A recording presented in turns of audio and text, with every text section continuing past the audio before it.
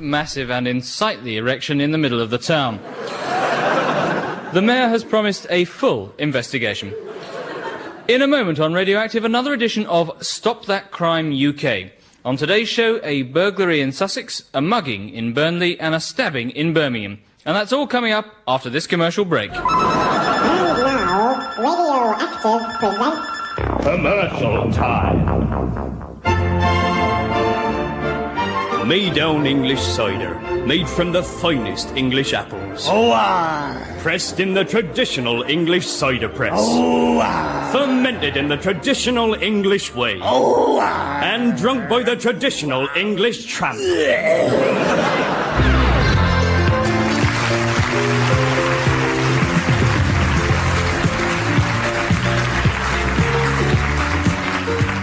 Welcome to Stop That Crime UK. Well, last week, you may remember, we had a police officer on the programme asking you to phone in if you thought that your house might be inadequately protected against burglary. So the first thing we're asking for your help with today is to find the man who impersonated a police officer on last week's programme and who is thought to be responsible for a sudden outbreak of burglaries around the country.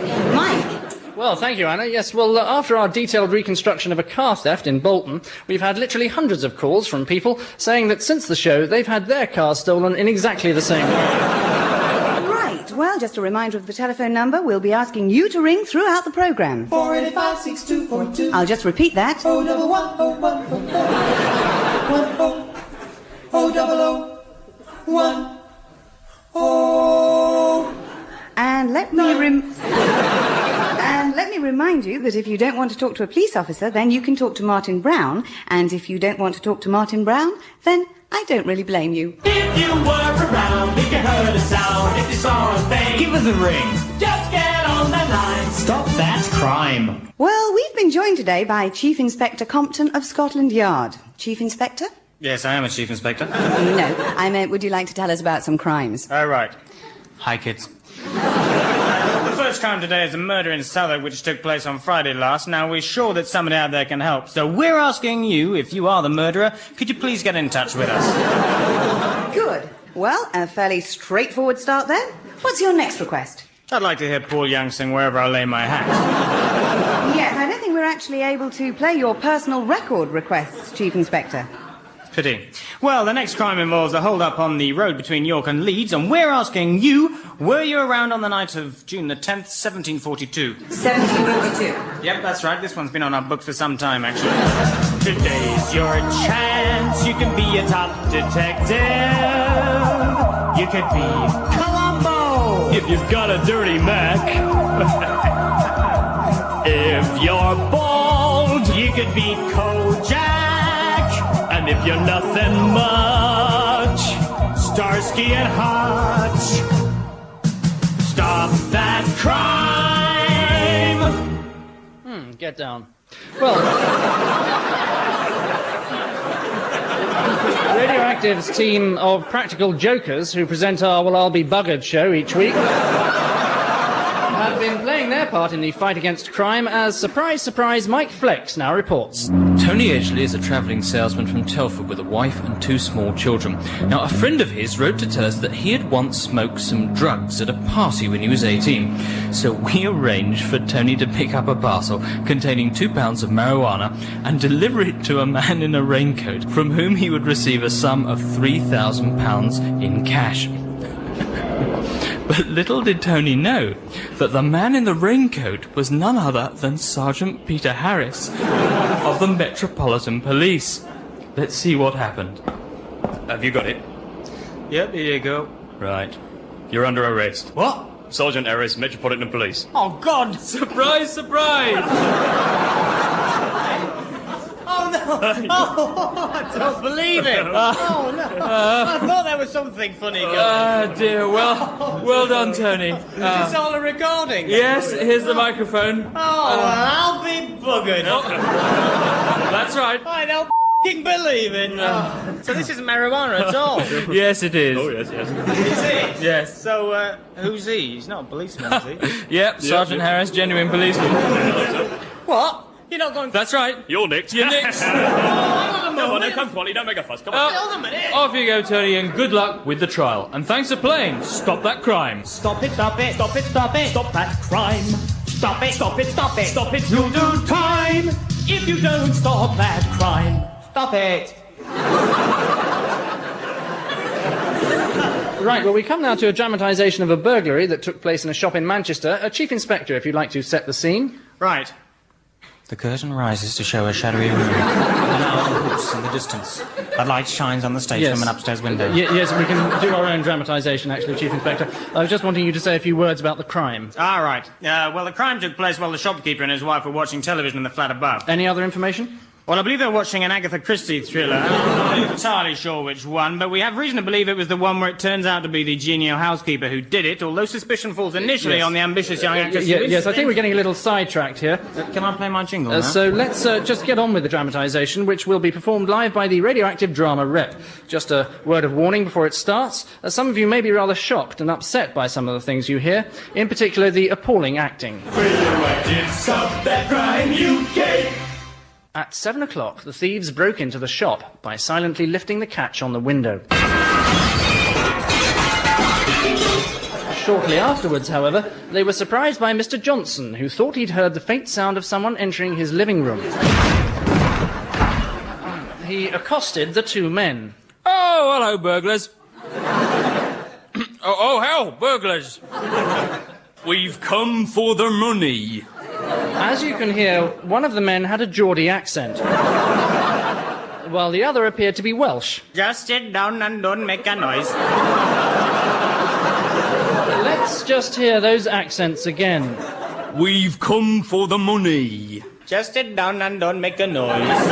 Astonishingly bad, aren't they? At that point, Mrs. Johnson came downstairs. Oh, my God, it's a stick-up, the bullies! It's a stick-up. The bullies. Give us the money from the cash till we've got to go. Give us the money from the cash till we've got to go. I haven't got any ready. Money's on me. I haven't got any ready. Money's on me. If you don't give us the duff... the dough... then we'll have to dough you up. Duff you up. I've got some loose. Change in the bedroom. Mr. Johnson thinks that one of the men might have been called Ted. Righto, Ted. He also became aware that he had a tattoo on his left arm. How'd you like the tattoo on my left arm? And from something else he said, they deduced that he might have recently come back from a caravan holiday in the West Country. I've just come back from a caravan holiday in the West Country, you know. They managed to blow open the safe and managed to escape. But the police are still looking for your help in tracking them down, and Radioactive are still looking for an actor who can do a convincing Geordie accent. Stop that crime. Stop that crime. If you've seen a criminal act, if you have heard us reenact a flagrant contravention of society's conventions, a fight or a fraud or a theft in a store, a bad misdemeanor that's broken the law, give us a call, we're in your town. Give us a call, get on down. Stop that crime. Don't delay. Stop that crime. Call today. Stop it. Boogie. Let's go over to the calls, which are already coming in from people who are eager to help us. Yes, hello. I just listened with great interest to your reproduction of the burglary. I think I might be of some use. Oh, tremendous. Yes, I think I can do a Geordie accent. No, Right. I can also do Yes. impressions, you see, just Thank like you. that. That's Bruce Forsyth, you see. Very shut good. that Yes, I'm afraid door. we're not actually an Oh, yes, actors yes. agency, and even if we were, I don't think we'd put any work your way. Oh, thank you very much. Anyway, we're looking for people to help us solve crimes. Hello on line 1. Yes. It's about that tattoo. I think it might have been the emblem of the Royal Fusiliers. Well, that's very interesting. Caller number 2. I think it might have been a butterfly. Caller number 3. I think it was a heart with an arrow through it. Chief Inspector. Yes, it actually was a butterfly. Jolly good. Well done. Caller number 2. Thank you. And you win a set of albums by Dire Straits. Oh, Coming to you locally, wherever you are in the nation. This is Britain's first national local radio station, Radioactive. 1 or 2 more phone calls have come in regarding the reconstruction of the burglary you heard earlier. Mrs. Dorothy Kinsman of Berkshire rang in to suggest that the man called Ted might well be someone called Edward. It's quite a popular abbreviation with the lower classes, she says. So, that could prove to be a crucial clue, or a complete waste of a phone call, more likely, but never mind. Edwin Boyd rang in to say that he'd just returned from a caravan holiday in the West Country, so could one of the burglars have possibly been him? Sonia Howie called to say that she thought she recognised one of the voices as being that of Mike Channell, whom she says used to be a radio broadcaster in the 1960s, but she's not sure what he's doing now. It's a lovely day today. Hip, hip, hip, hooray. 'Cause it's radioactive. Stop that crime, you can. Chief Inspector Compton, I believe you have a few more announcements. Yes, indeed, Anna. We're looking for a man in crew who's been claiming he's an interior decorator. But he's really a thief. No, he's really an interior decorator. Our station and crew's got rather run down. We'd like him to give it a new lick of paint. We're also looking for a gardener to come in part-time, actually. Yes, if we could move on to your announcements about criminal matters. Right. Well, our next crime involves the theft of a rare antique Greek vase from a country house in Dorset.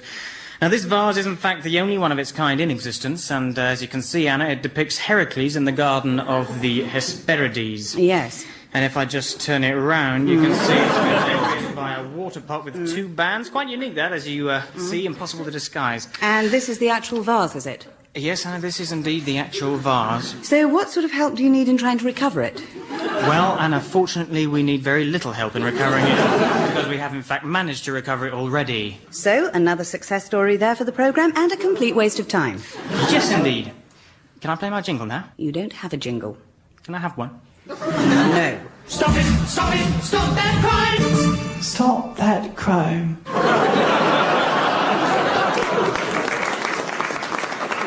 Thank you, Your Majesty. Well, a tip-off earlier this week about a break-in at the National Westminster Bank in central London gave Radioactive an ideal opportunity to help the police trap the thieves. And so Mike Channell, being the only disc jockey without a daytime programme at the minute, since I took over his show, was selected from a short list of one to sit in wait in one of London's oldest sewers. I spoke to him on my new show, which he used to host. Mike, thanks! Hello, Mike. How's it going? Wonderful, Mike. I can't tell you what a joy it is. Well, nice and warm back here, Mike, in your old studio. Is it? Yes, it is. So, any sign of the thieves yet? Not really, no. There's a couple of turds floating in the water. I'm prepared to go to any great lengths to determine if they're theirs or not. No telltale signs, then? No large bags with swag written on them, no. Pink jerseys lying around, no. Uh-huh. A few rats, but they're keeping pretty stum about the whole thing.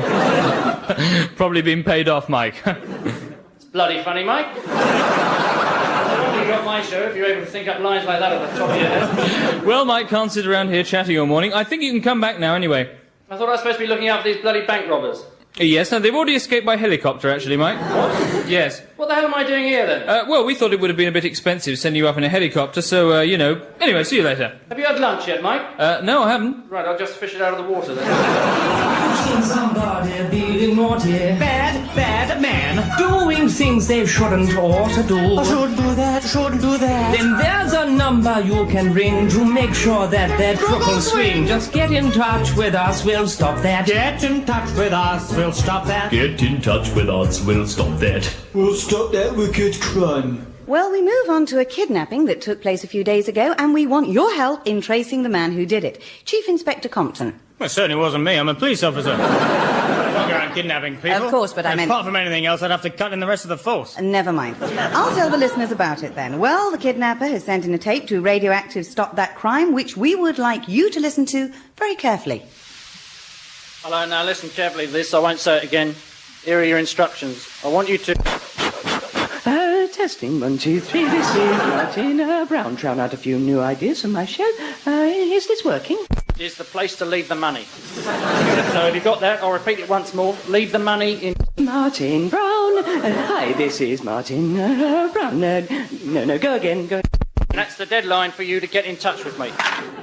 So there you have it, and that means... But the person we're looking for is Martin Brown, to explain quite why he recorded all over that tape. This ain't Stop That Crime Gambia. This ain't Stop That Crime Zambia.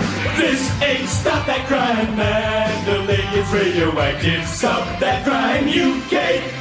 Well, from criminal records, we turn to the music of Aled Jones. Not an enormous leap, some would think, and they'd probably be right. But you can judge for yourself now as we hear the latest offering from the Milky Bar Kid of Choir Boys, Aled Jones. I'm walking in the air. I'm flying here and everywhere. Hand in hand with an enormous teddy bear. We're flying through the air, lying up on magic clouds. By now you must have guessed just how much I depend on drugs.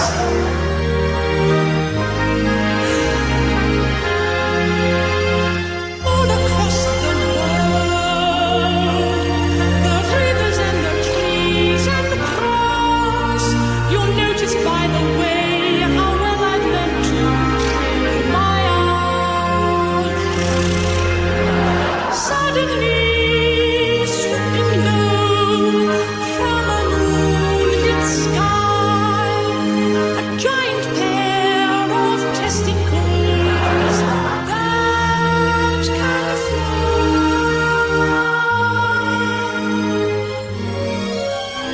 I strap them to my waist, stick them on with paste, and then attach them to my voice, and suddenly the noise is changed.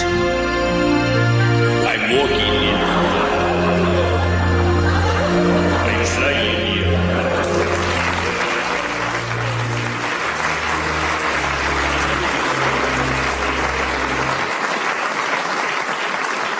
Well, Chief Inspector Compton, I understand, has some more information about one or two criminals still wanted by the police. Yes, absolutely, Anna. Chief Inspector Compton. Go away now. Okay, well, police are still looking for Mr. Mario Darcy. This artist's impression of him shows his head twice the size of his body, his hair bright purple, and a pink geranium growing out of his ear.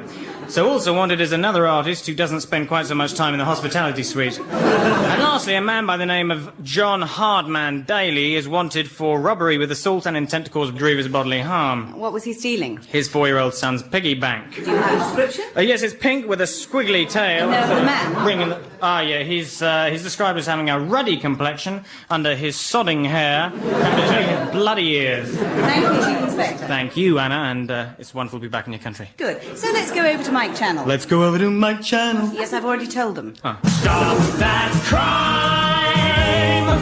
Well, much of the hard work in solving a case is done by the forensic scientists, whose findings can give police vital information. In fact, only last week a man was given a life sentence on the evidence of a forensic scientist. That man was, in fact, the forensic scientist himself, who pleaded guilty to having committed the murder. But Mike Flex is now with Professor Michael Spritzer, who has been working in this country for Scotland Yard for some 15 years. Yes, Michael. Well, this knife was used in a murder case for which the police have found almost no motive, but I have managed to match exactly the blood on this blade to that of the murdered victim.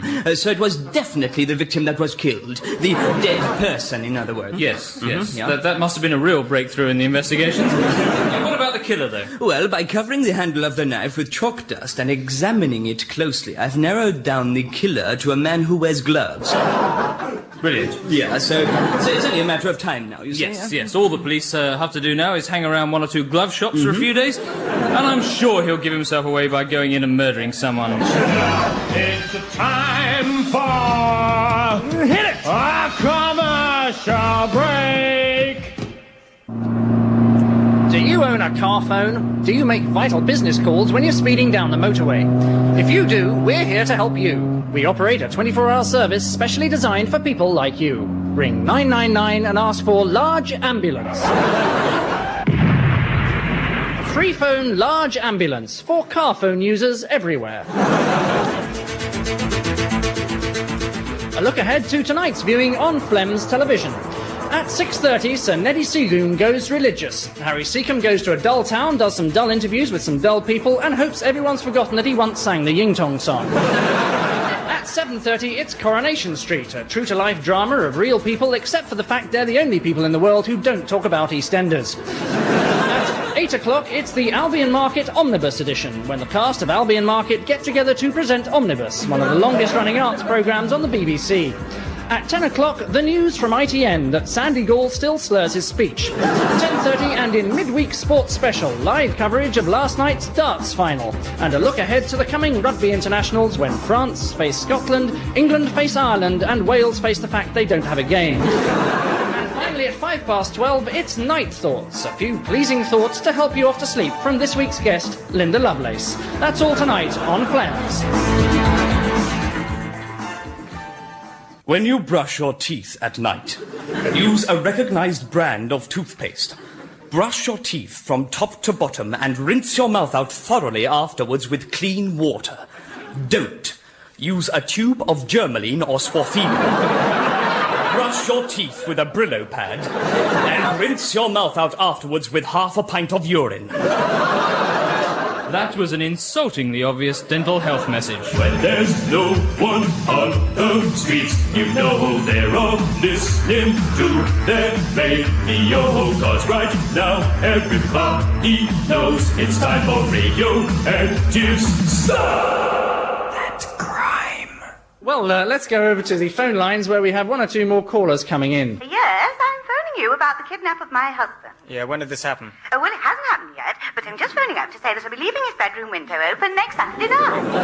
So we can move on. Hello? I'm phoning up about a massive swindle I've uncovered. Who by? By British Telecom. Do you know the profit they made last year? It's almost 100...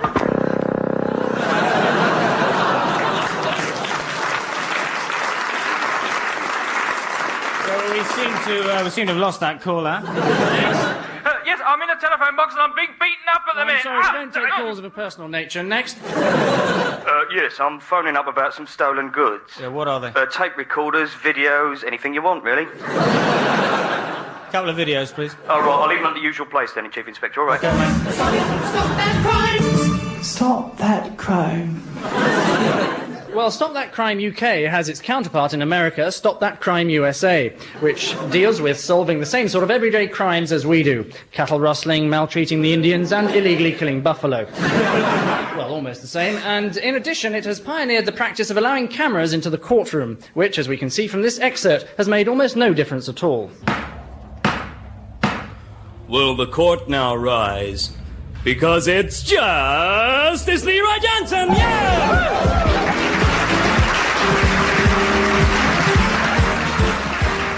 Thank you, and welcome to the state of Massachusetts Supreme Court. And have we got some cases for you tonight? We got a murder, we got a mugging, we got a fraud, and we got an illegal transportation of a minor across a state border! Hey! But first, let's hear it for our lovely clerk of the court, Samantha! Hi, everybody! Hey! Who is in that box today, Sam? Well, Judge, his name is Joe Dacre, and he stands to lose his house, his freedom, and maybe even his life. Yeah! Hey, how about that? He's been charged on 4 separate counts, so let's just hear what they are. Okay, number 1. Arson. Number 2. Burglary. Number 3. Grievous bodily harm. And last but not least... Third-degree murder. Yeah, third-degree murder. That is this week's biggie, all right? So let's hear what's up for grabs this week.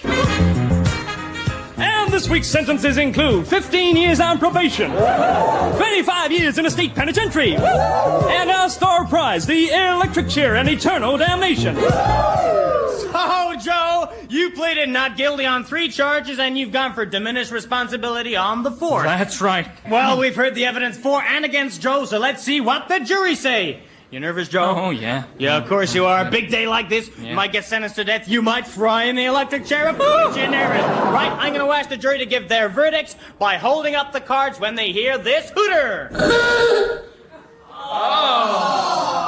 Oh, Joe, will you look at that? It's guilty. Thanks for coming along, Joe. Not that you had a lot of choice. Will you come back and see us sometime, say, in your next life? Okay, let's hear it for Joe. Okay, Joe. us next week for another trial by TV when we'll have armed robbery, assault, incest, mass homicide, and lots more. See you, bye now.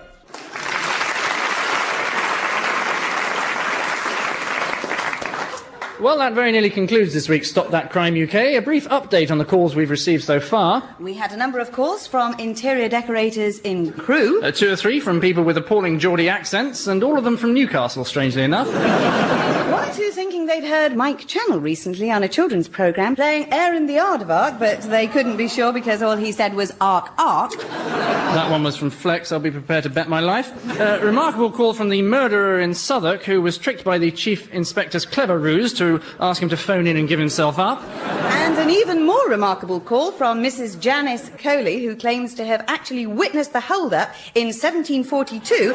And could she say hello to anyone who knows her? So, some incredibly useful information gleaned from those. Our thanks to Chief Inspector Compton for his criminal contribution to the show. You're beautiful, Mike. Oh dear. And a reminder, finally, not to try any of the crimes yourself at home, as many of them are illegal.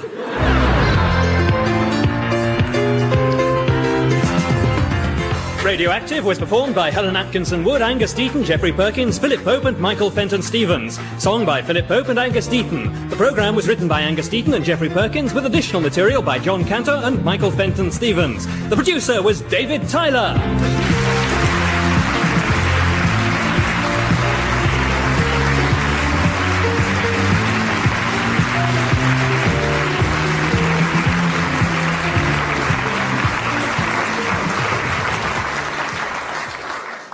Sir Norman Tonsell would like to apologise for not presenting his weekly address to the nation, but he was somewhat disconcerted when he arrived at the station by the presence of rather a lot of police officers near his filing cabinets, and has taken off for an impromptu holiday in Venezuela. And now on Radioactive, it's time to say goodbye to Radio 4 listeners. Bye!